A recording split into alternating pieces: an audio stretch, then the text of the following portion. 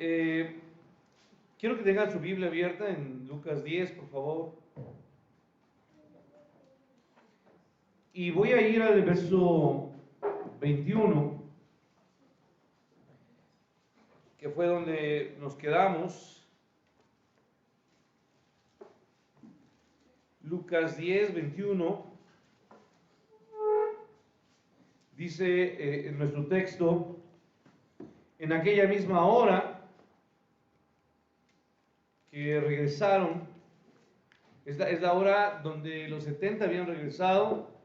Dice en nuestro texto, ¿qué hizo nuestro Señor Jesús? Se regocijó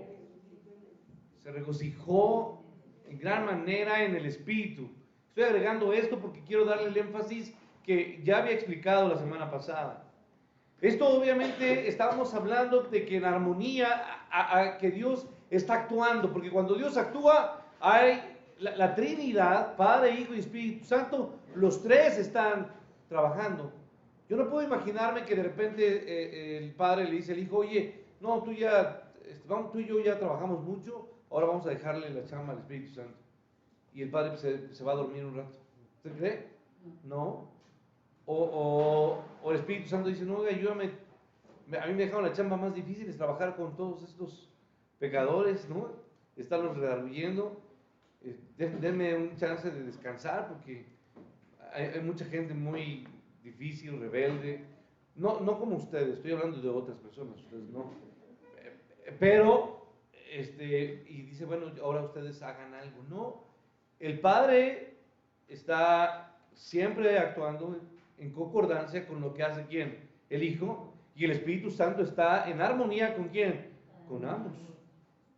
La Trinidad perfecta. Es algo que usted y yo se lo puedo decir así, pero es algo que realmente, si usted me pregunta cómo funciona la operación de Dios Trino, es algo que no puedo entenderlo a plenitud, pero que lo creo, porque entiendo que hay un amor infinito del Padre, hay una intercesión constante ¿de quién? Del Hijo, que Él ruega constantemente ¿por quién? Por nosotros. Está a la diestra del Padre, y veo actuar en misericordia, redarguyendo, alentando ¿a quién, hermanos? Al Espíritu Santo. Y esto cubierto todo bajo la promesa que está en ¿qué, hermanos? En su palabra, porque en la palabra de Dios encontramos el deseo de Dios para todos nosotros, ¿cierto? Sí. Bueno, en esa misma hora el Señor dice que Jesús se regocijó en el Espíritu, y es algo que vimos. La pregunta era: ¿en qué se basa ese gozo del Señor? Se basa en primer lugar en la primera razón, en ese deseo del Padre, en ese placer del Padre, en que encontramos que Jesús alaba al Padre. Dice: yo te alabo, oh Padre, Señor del cielo y de la tierra, porque escondiste esas cosas a los sabios y entendidos y las has revelado ¿a quiénes, hermanos? A los niños. Y simplemente dice: sí, Padre, porque así te ¿qué? Así te agradó. ¿Qué quiero decir con esto? La salvación, lo terminamos de decir la semana pasada, la salvación no es un asunto de capacidad humana. ¿Lo es? ¿Sí? La salvación que Dios da solamente es para las personas estudiadas, con capacidad intelectual amplia, con personas que tengan un raciocinio elevado, que hayan llegado a entender a Dios por su capacidad humana. ¿Cierto? No es así. Dice: Padre, todas estas cosas las escondiste de los sabios y entendidos y las revelaste ¿a quién? A los niños. Y dice nuestro texto: porque así te agradó. Voy a ir un texto más, quiero que me acompañe. Santiago 3:15, por favor. Santiago 3:15. Habíamos dicho ahí en la carta a los Corintios que Pablo escribía que cuando él fue a los Corintios, no fue, y bueno, yo quiero hacer referencia, Corintios para nuestra época sería como una ciudad comercial, grande, poderosa, donde obviamente había personas estudiadas y entendidas. la población Corinto era población mayormente griega, ¿sí? Y que tenía un bagaje, digo, un contexto de estudio, de preparación. Pero Pablo dice que cuando fui a ustedes, Corintios, no fui con palabras de qué, de sabiduría, ¿sí? Dice el texto ahí en la carta, no fui con excelencia de palabras o de sabiduría, pues me propuse no saber entre vosotros cosa alguna, sino a Jesucristo crucificado. Y estuve con vosotros en debilidad y mucho temor y temblor, y mi palabra, ni mi palabra, ni mi predicación fue con palabras persuasivas humanas de sabiduría, sino con demostración del Espíritu y de poder, para que vuestra fe no esté fundada en la sabiduría de los hombres, sino en el poder ¿de quién, hermanos? De Dios. El poder de la palabra de Dios, cuando es expuesta desde un púlpito o desde una persona anciana que simplemente está compartiendo el evangelio a un vecino, no es una capacidad de un hombre o de una anciana o de un joven o de un pequeño o de una persona.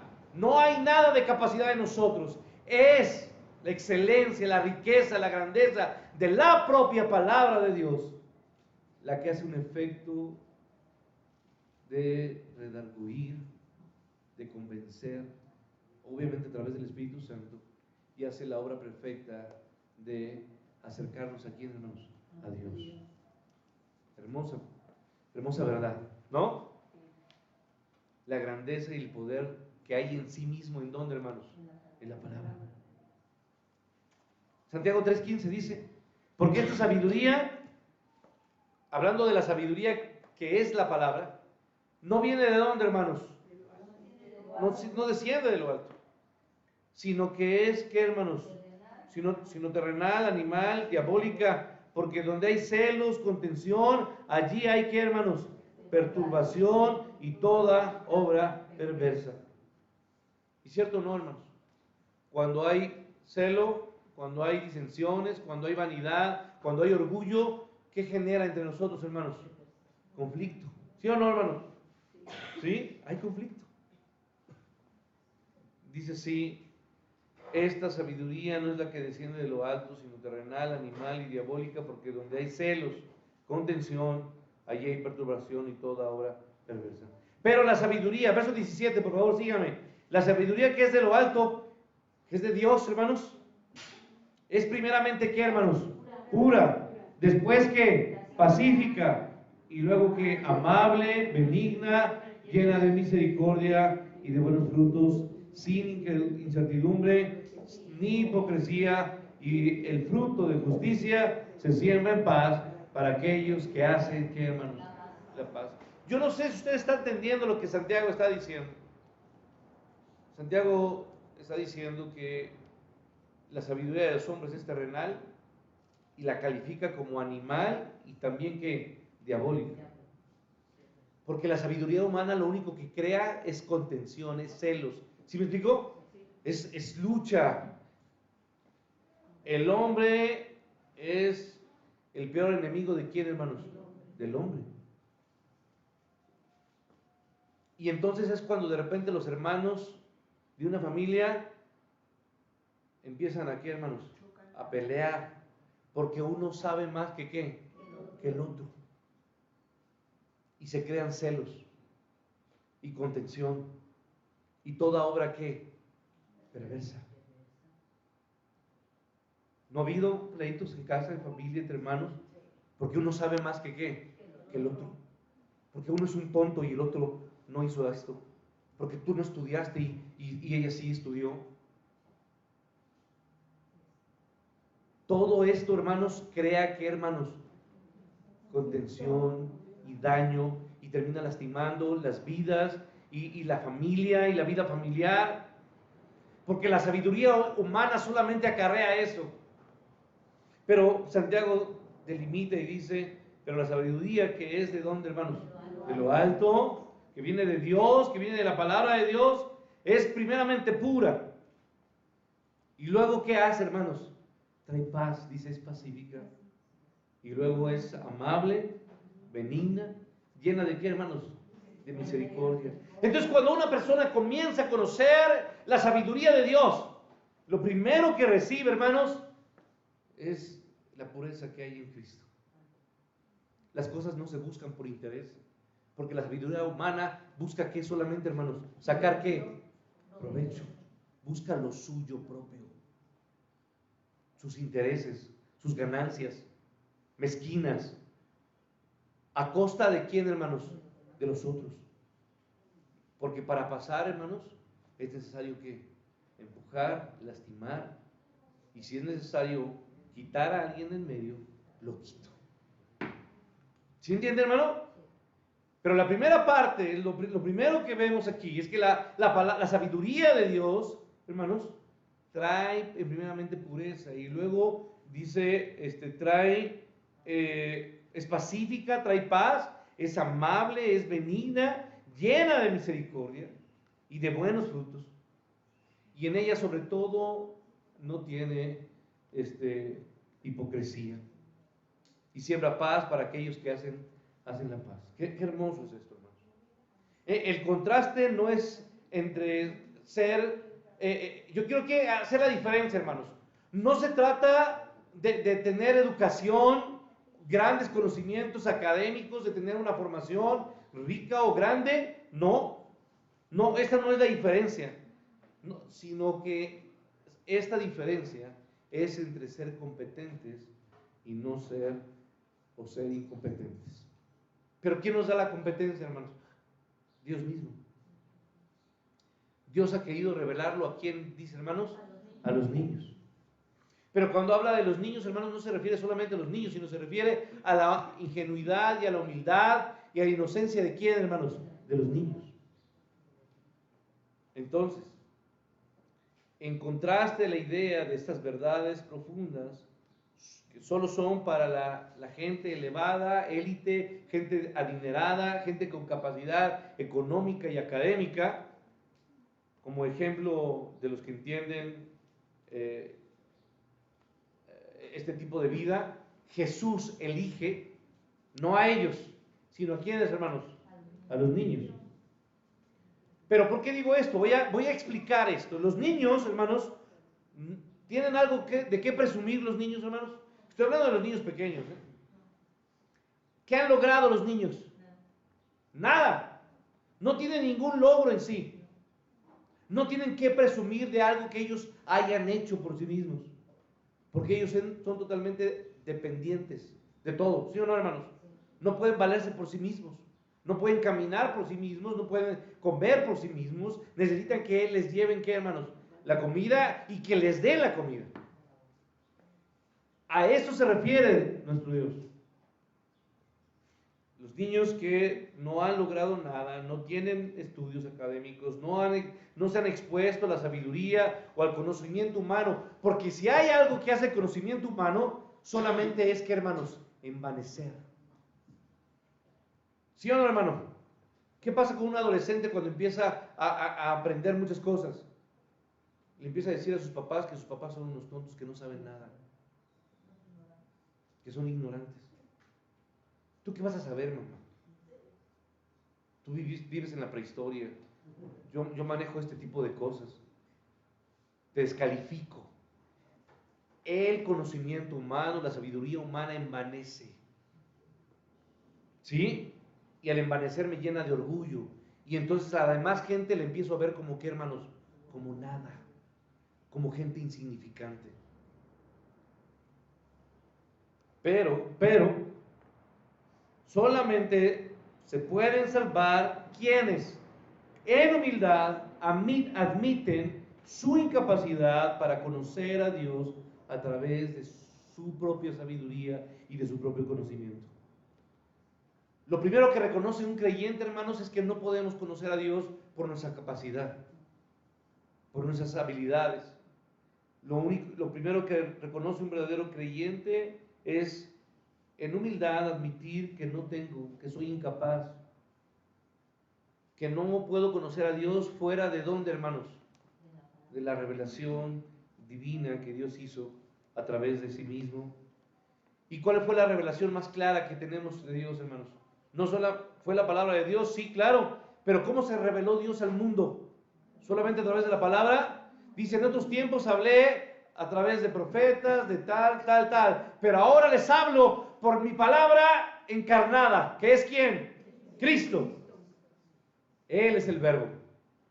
La mejor forma de hablar de Dios fue mostrando a su Hijo Jesús. Él fue la revelación plena de quién, hermanos, de Dios. Jesús es la revelación clara de Dios.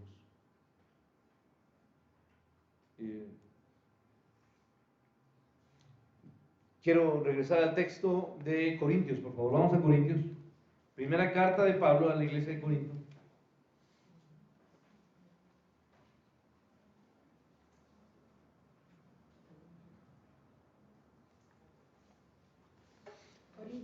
Primera carta a los Corintios, capítulo 1. Y antes de leerlo, lo que yo quiero decir, esto que acabo de decir, hermanos. A ver, quiero que presten atención tantito aquí.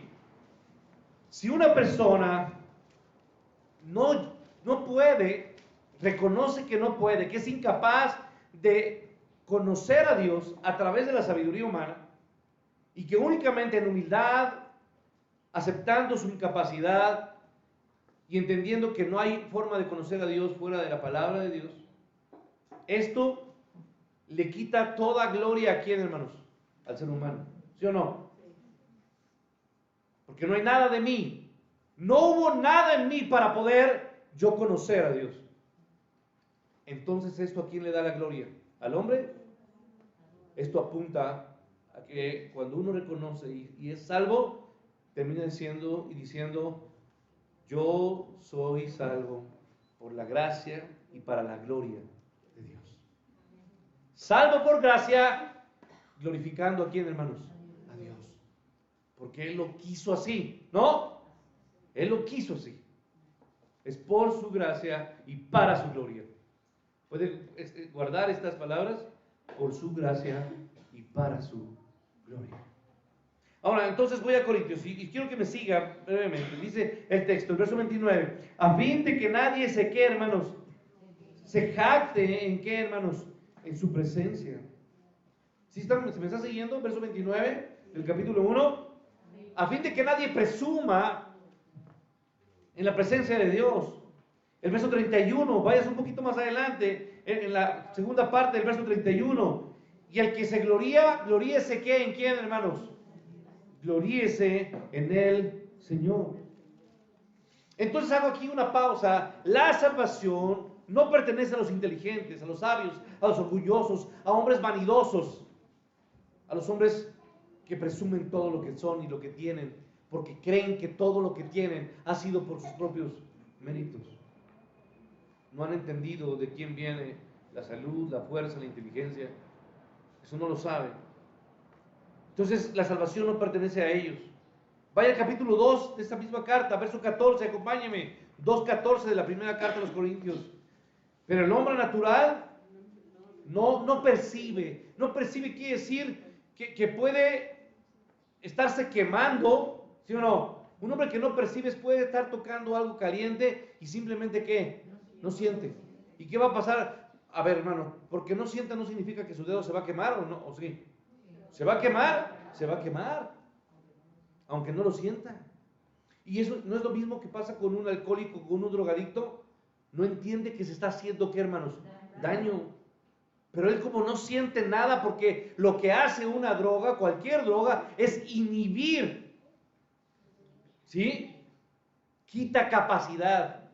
El pecado quita capacidad. Y una persona está pecando y está destruyendo su vida, destruyendo su matrimonio, destruyendo su familia, y simplemente cree que no pasa ¿qué? Nada. Dice el texto, el hombre natural no percibe las cosas que son del Espíritu de Dios, porque para él son ¿qué? Locura. Y no las puede entender, porque se han de discernir como, hermanos, espiritualmente. Pero, a ver, hermanos, sino los que confiesan ser ignorantes, y a los que se muestran humildes, quebrantados y contritos, a esos Dios que, hermanos, no rechazan. A los que confiesan ser ignorantes y a los que se muestran humildes, quebrantados y contritos, para ellos es la salvación. Isaías 57, por favor. Isaías 57, verso 15. Un texto muy conocido. Porque así dijo el alto y sublime, cuyo nombre es el Santo: yo habito en la altura y la santidad. Pero ¿con quién más habita? Con el quebrantado. ¿Y con quién más, hermanos? Con el humilde de espíritu, para hacer vivir el espíritu de los humildes y para vivificar el corazón de qué, hermanos? De los quebrantados. Y hace rato entonamos en este himno, hermanos, dice: Santo Espíritu, fiel celestial. Este himno que entonábamos hace un rato era una oración. ¿Qué es lo que dice el coro, hermanos? Quédate ¿dónde? Quédate aquí. Y no se refiere a un lugar, se refiere a quién. A quédate conmigo. Quédate aquí conmigo y llénanos de qué, hermanos? De tu amor. Y por tus obras que son muchas, te damos loor. Y sin dudar yo sé que nueva vida hay en quién, hay en ti, y tendremos siempre aquí. Hermanos, no veo otra manera de agradecer a Dios. Esto es algo muy hermoso. Yo habito con el quebrantado y el humilde de espíritu, para hacer vivir el espíritu de los humildes y para vivificar el corazón de los quebrantados. Estamos muchas veces quebrantados, hermanos. Estamos muchas veces dolidos, pero es Dios el que con su presencia y su palabra nos fortalece, porque Él es nuestra esperanza. Y vaya al capítulo 66, rápidamente, hermanos, no tengo mucho tiempo. 66:2, por favor, acompáñame. Dice el versículo 2 del 66, mi mano, está hablando Dios, mi mano hizo ¿qué? Todas estas cosas. Y así todas las cosas fueron, dice Jehová. Pero miraré a quién, hermanos, aquel que es pobre y humilde de corazón, de espíritu, y tiembla a qué, hermanos, a mi palabra. Hermano, pero cuando Dios habla, usted y yo, ¿qué tenemos que hacer? No, bueno, pero aquí, ¿cómo está diciendo? Temblar. No hay personas, hermanos, que de repente cuando nos hablan por su autoridad y por su fuerza, imponen, ¿no, hermanos? Tenemos que temer a Dios. Hoy, si hay algo claro en nuestra sociedad, es que no teme a quién, hermanos, no teme a Dios. Y por eso hacen las cosas que hacen. Pero usted y yo tenemos que tener temor a Dios y temblar ante Él. Y nos tiene, cuando tiembla, hermanos, y cuando estamos llenos de miedo, las piernas, ¿qué, hermanos? Tiemblan. Y se nos dobla, ¿no? No sé si cuando usted de repente, sobre todo ahora que ya estamos pasando el mes del temblor, el mes patrio, cuando tiembla, ¿no siente así como que las piernitas se les hacen como de hilo? ¿Verdad? Hermanos, Dios, nuestro Dios, se goza, nuestro Señor se gozó en este placer de Dios, en su plan soberano de salvación, pero se goza en este deseo de Dios de dar a conocer su salvación y de ofrecer su salvación no a la gente que pueda presumir de lo que es, sino al pobre en espíritu, al que se humille, al quebrantado, al que reconoce ser incapaz, al que reconoce no entender y no saber, y termina diciendo: Señor, yo no puedo vivir, yo no tengo capacidad para entender lo que estoy viviendo, las cosas que estoy enfrentando en el día a día. Señor, yo no tengo capacidad para entenderlo. y solamente me rindo a ti y confío en lo que tú estás haciendo y quiero abrazarme de tus brazos, de tu mano, y quiero que me mires, Padre, porque estoy quebrantado y solamente tú puedes hacer vivificar mi corazón. Ese es el deseo de Dios. La salvación, hermanos, no es para los orgullosos, para los hombres vanidosos que se llenan de sus éxitos. Pero miraré al pobre y humilde de espíritu, al que tiembla a mi palabra. Y termino diciendo, el Señor también se goza en el poder supremo del Hijo. Regresamos a Lucas 10, rápido, verso 22. Nuestro Dios se goza en el poder que le dio a su Hijo. Todas las cosas me fueron, ¿qué? Entregadas por mi Padre. Y nadie conoce quién es quién. ¿Quién es el Hijo? Sino el Padre. Ni quién es el Padre, sino quién. Sino el Hijo. Y aquel a quien Hijo lo quiera que revelar. Hermanos, Jesús se regocijó no solo en el plan soberano de Dios, esa salvación que Dios quiso esconder de sabios y entendidos y dárselas a conocer a los humildes, al quebrantado, al que reconoce su incapacidad, al que se postra delante de Dios y clama a Dios, porque el corazón contrito y humillado el Señor que no desprecia, sino que también el Señor se goza en el papel que le dio a su Hijo en ese plan de redención. En armonía perfecta con la Trinidad, dice todas las cosas. Y cuando dice todas las cosas, el texto de Lucas 10 se está refiriendo a todas las circunstancias. Todas las circunstancias, en el cielo, en la tierra, en el infierno, en los ángeles, en los demonios, en hombres, en lo que sea. Todas han sido entregadas a Jesús por medio de ¿quién, hermanos? De su Padre. ¿Quién tiene potestad, hermanos? ¿Quién? El Hijo. Mateo 28, toda potestad me es ¿qué? Me es dada.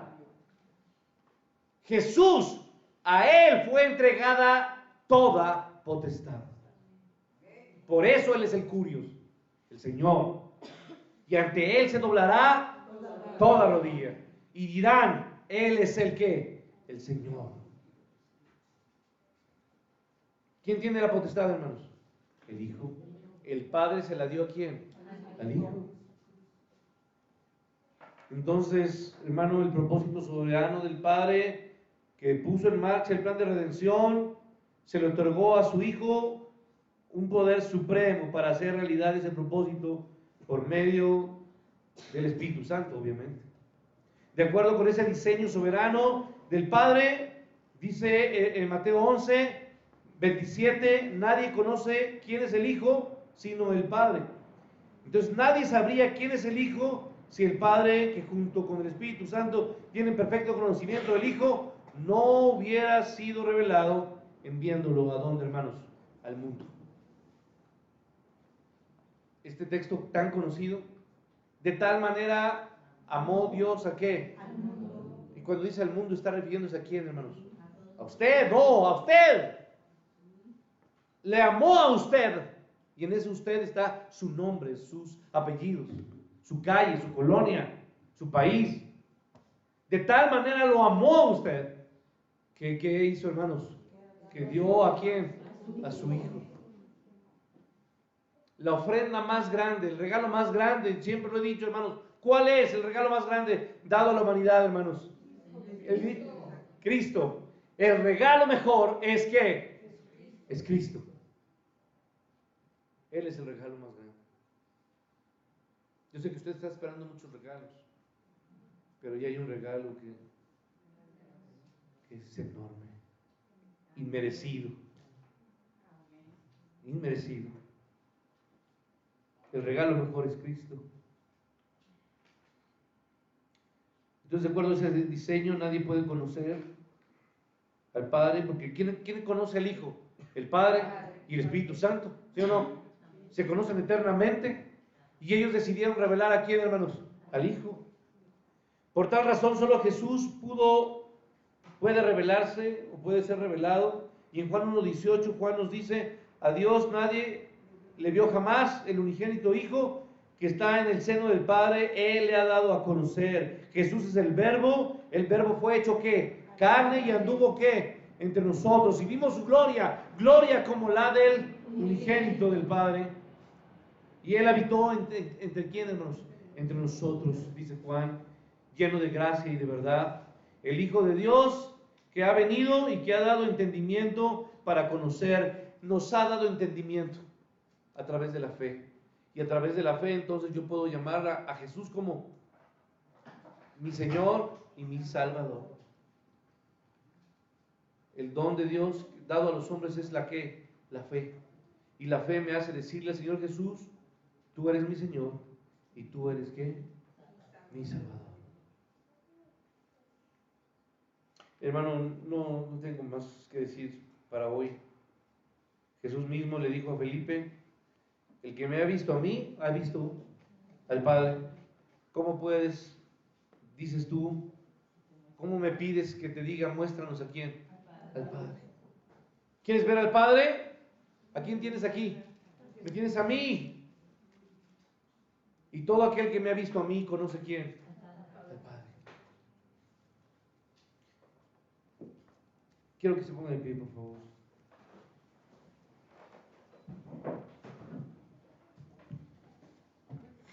No olvide que ninguno puede venir al Padre si el Hijo no, ¿qué, hermanos? No le trajere. Por eso os he dicho que ninguno puede venir a mí si no le fuere dado del Padre. El gran privilegio que usted tiene y que yo tengo, hermanos, es que Dios nos haya revelado que Jesucristo es el Señor. Usted y yo tenemos el privilegio más grande, y el poder fue dado al Hijo. El punto más grande en el plan de la redención es poner al Hijo como el Señor y Dios de todo. Y nosotros tenemos que honrar y glorificar, porque el Señor se goza en ese plan perfecto. Una salvación que no fue dado a hombres sabios, sino que fue dado a toda alma que en humildad y en inocencia se postra delante de Dios y confiesa ser incapaz. Hermanos, y el gozo tan grande también del Hijo fue que el Hijo haya sido puesto como el plan o como el centro de ese plan de la redención. Y cada alma que es salva, hermanos, termina dando la gloria a quién, hermanos? Al Padre, a Dios. Señor, gracias te doy por tu don inefable. Gracias te doy porque hoy como iglesia hemos entendido la belleza, la perfecta voluntad tuya, Señor, de hacer este plan de redención, donde ningún hombre puede jactarse, presumir, enorgullecerse por la salvación, sino que toda alma que es salva se postra delante de ti, reconociendo su incapacidad, y te da la gloria a ti, Padre. Y Señor, te alabo, porque tú, Hijo de Dios, fuiste puesto como el objeto, lleno de poder, de toda potestad, para esta salvación, en ese plan de redención tan grande. Te alabamos y te bendecimos, oh Dios, y te damos gracias por esta salvación inmerecida, y porque el regalo mejor que podemos tener eres tú, Dios. Sí, Señor Jesucristo. Amén. Dios les bendiga.